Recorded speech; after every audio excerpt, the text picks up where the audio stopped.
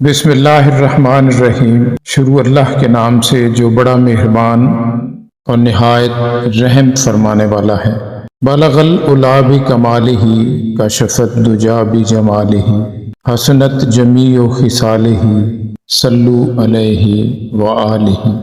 حضرت واصف علی واصف صاحب فرماتے ہیں اگر خواہش اور حاصل کا فرق مٹ جائے تو سکون مل جاتا ہے۔ انسان کو جو پسند ہے حاصل کر لے یا پھر جو حاصل ہے اسے پسند کر لے تو سکون مل جاتا ہے۔ اگر تم اپنے تکبر کو توڑنا چاہتے ہو تو کسی غریب اور مفلس کو سلام کیا کر۔ اگر کسی بیٹی یا بہن کو آپ کی وجہ سے راستہ بدلنا پڑے تو گلی کے کتے اور تم میں کوئی فرق۔ زندگی میں قسم، قلم اور قدم سوچ سمجھ کر اٹھانا چاہیے۔ الفاظ ہی سب کچھ ہوتے ہیں۔ ہم اسلام کے نام پر غیر اسلامی لوگ ہیں، اس لیے یہ حالات ہوں گے۔ کہیں مسلمانوں کے تیل کے کنویں ہیں اور کہیں مسلمان کے چراغ میں تیل نہیں ہے۔ پھر کہتے ہیں کہ ہم آپس میں بھائی بھائی ہیں، یہ دنیاوی بھائی ہیں۔ تمنا سے ہی پتہ چلتا ہے کہ کوئی مسلمان ہے یا مومن ہے۔ وہ انسان جھوٹا ہے جو حق گوئی کے موقع پر خاموش رہے یا ایسی بات کہے جس سے ابہام پیدا ہو۔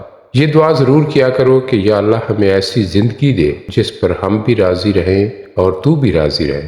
فنا کے بعد ہی بقا حاصل ہوتی ہے، یاد رکھو غم عشق جاں گداز نہیں۔ رزق صرف یہ نہیں کہ جیب میں مال ہو بلکہ آنکھوں کی بینائی بھی رزق ہے، دماغ میں خیال رزق ہے، دل کا احساس رزق ہے، رگوں میں خون کا دوڑنا بھی رزق ہے۔ یہ زندگی رزق ہے اور سب سے بڑھ کر ایمان بھی ایک رزق ہے۔ عظیم انسان اپنے مرتبوں کی وجہ سے نہیں پہچانے گئے، ان کا کردار انہیں عظیم بناتا ہے۔ جو اللہ کو تلاش کرنے والے ہیں اللہ ان کے ساتھ چل رہا ہے۔ اللہ کو تلاش کرنے والا بندہ سویا ہوتا ہے اور اللہ ساتھ ہی ہوتا ہے۔ وہ بندہ سمجھتا ہے کہ میری محبت کا آغاز ہو گیا اور میں اس کو تلاش کر رہا ہوں۔ چلتے چلتے جہاں وہ گمراہ ہو جاتا ہے، مایوس ہو جاتا ہے، تو اللہ کہتا ہے کہ مایوس نہ ہونا، اللہ بہت مہربان ہے، مجھ سے مایوس نہ۔ اللہ ہمیں ان باتوں پر عمل کرنے کی توفیق عطا فرمائے، آمین ثم آمین۔